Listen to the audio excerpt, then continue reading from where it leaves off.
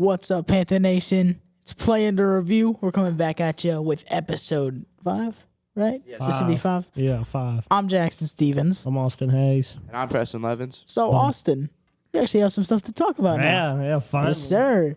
So, all right, UFC coverage. UFC 309. Let's go. Yes, sir. All right, I'm only doing the 3 ones that actually matter. There's a bunch of bum fights. I don't really care about that stuff. Bo Nickel versus Paul Craig. Bo Nickel is 6-0. Paul Craig is 17-8-1.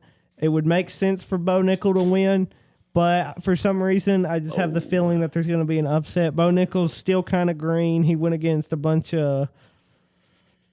It's Preston's eating in the studio. The thing about Bo Nickel is he's had some good matchups, but they're kind of trying to push him far into it quick. Like they're trying to have him like championship fight in like the next 3. Okay. So he still needs to develop. I mean, you can be undefeated and still need to develop. Paul Craig, I don't know a lot about him, but I've heard his name and don't know a lot about the guy. his last fight, he won by KO. So there's that. He's 37, and Bo Nickel. Bo Nickel's a former wrestler too. I forgot to mention that. Bo Nickel's 28. So I would say that Paul Craig by split decision. Oh, okay. It would be nice if Bo Nickel won. I like Bo Nickel. I'm a fan. But I feel like they're kind of pushing him, against the veteran that has a pretty decent record already. And he's only fought 6 times. Before the 6 times, he's definitely going to out-wrestle Paul Craig. No doubt about it. But Paul Craig did not win his last fight by submission. He won it by KO. So you got to worry about that striking. And I don't know. I don't see Bo Nickel getting knocked out, but I could definitely see an upset. Okay, Charles Oliveira versus Michael Chandler. Ooh. There we go. It's like Old Yeller fighting Old Yeller. It's just it's bad. Like both of them are just one loss away from retiring. It feels like both of them are old, and think a better. They're just kind of. It's like getting both. It's like getting 2 grandpas to fight. Oliveira's 35. He lost to Armand Sarukian his last fight. Michael Chandler.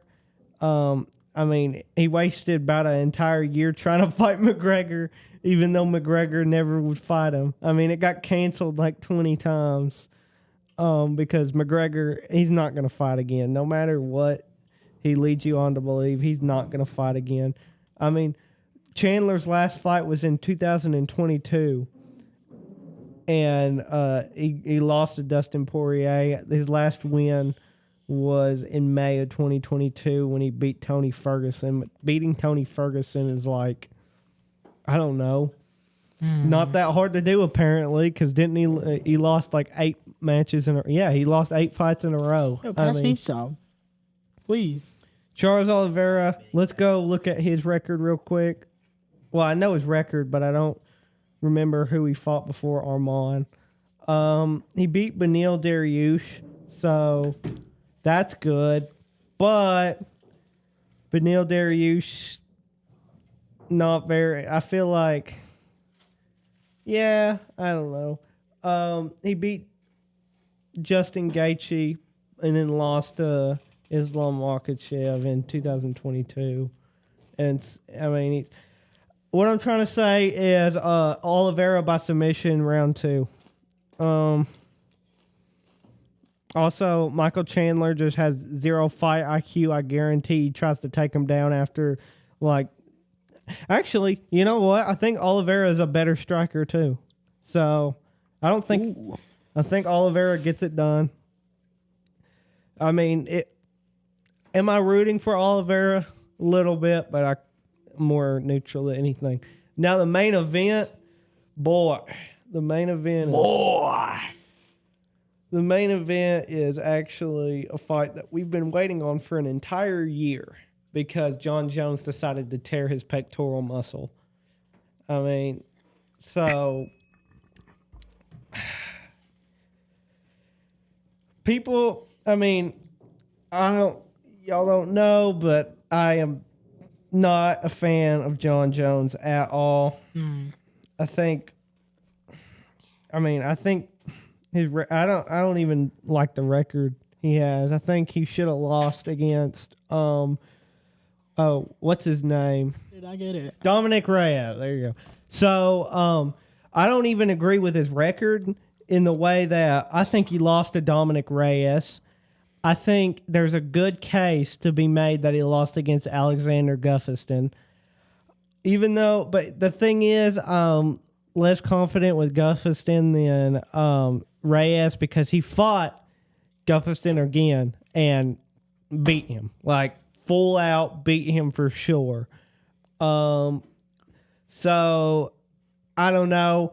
I think the what's it called 12-6 elbow was completely valid to disqualify him for. I know people like to make it seen as he lost via a move that's not even banned anymore. Well, the move probably never would have got unbanned until Dana White wanted to make a case that John Jones is to go in. It's nice to say the only loss he ever had was because of a move that's not even banned anymore. I mean, it was banned at the time, so it doesn't matter. And he should have known not to do it.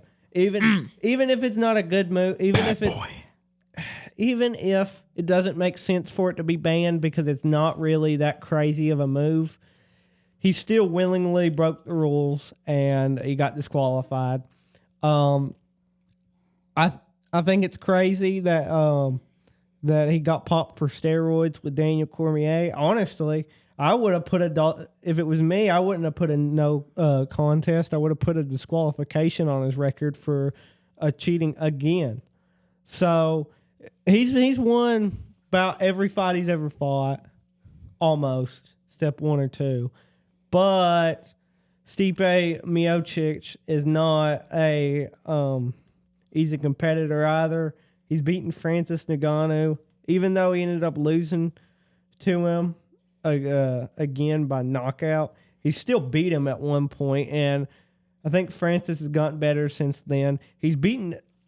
They both fought Daniel Cormier, and Stipe beat him 2 out of 3 times, I think. And John Jones beat him once and then beat him again with steroids. So there's a good case to be made for either. But I think even though I don't like him, I'm going to have to go with John Jones just based off the fact that Stipe hasn't fought in a while. And John Jones is just better, I guess.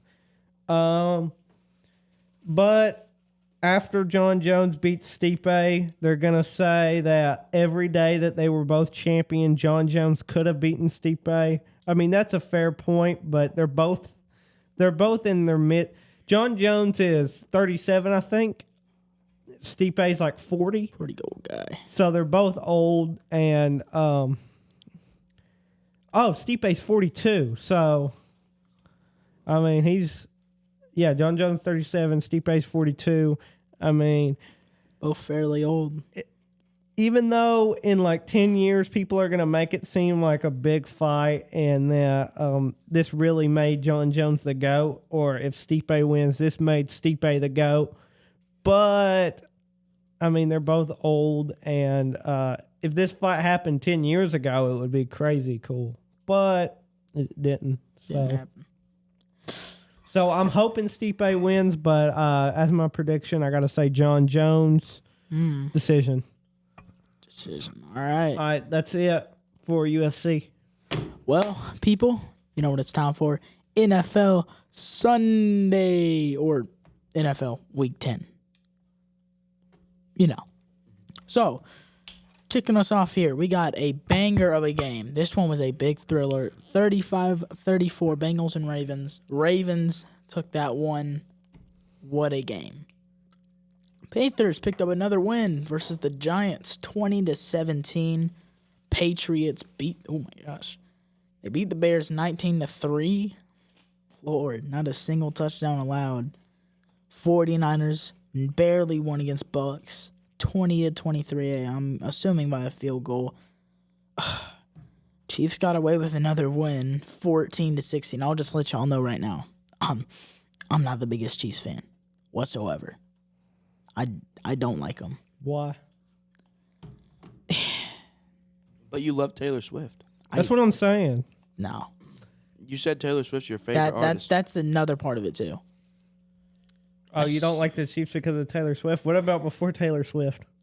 I don't like him because the refs are always on their side. Maybe they're just They good. literally missed a false start call, and that had them win Maybe the game. you missed it. Yeah, refs miss thing all the time. I mean, Yeah. Every game. it's all when someone loses, it's always the ref's fault, not the team. I mean, Well, that's Back- the case for any other team. I watched For the Chiefs, it's not. Yeah, I watched. This is I mean, technically different sport, same sport but different. College football match. I watched Kentucky versus Tennessee. I mean, my boys lost, but I never blamed it on the refs. It's just Kentucky. That one's reasonable. I was just not impressed by their performance. They did very poorly, and I mean, Honestly, not the I'd say refs' they fault. tried their best. Honestly, Nah, that's probably they like coulda put some of in the a best lot they more. could have done against Tennessee. It was closer than it should have been. You'll forget who the alphas are sometimes, Austin. It's closer than it should have been, in my opinion. Yeah. Go tear We down. kept your- our heads up, Sigmas. Did I didn't my see the end of it. Did they tear down the goalpost again? It's Kentucky. It's not that big. No, I know. I'm just saying. they only do that for like a huge upset, like Alabama. Yeah, Oh. not Kentucky. So they're admitting that they suck. Yes. What? No, we just don't do that for any regular team. We do it for Alabama Yeah. because we hate Alabama or Tennessee. Yeah, y'all lost how many years in a row? 20. We won the last time. Okay, buddy, you're not Yeah, gonna but come on our for- podcast But for 20 in years in Tennessee and trash talk our balls. a row. Volunteer.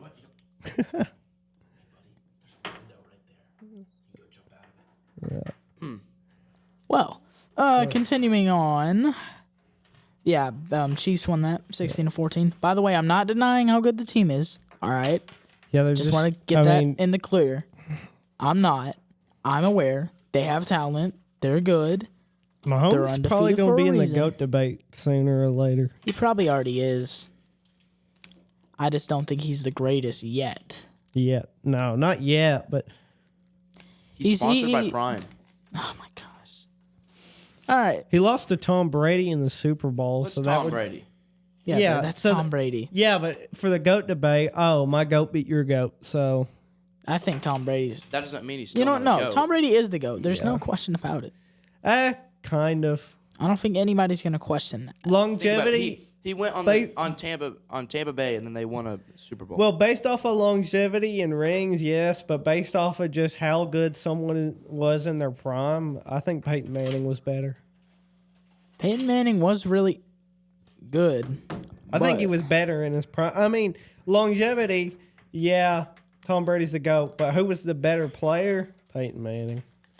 You really think so? I know so. Oh, no.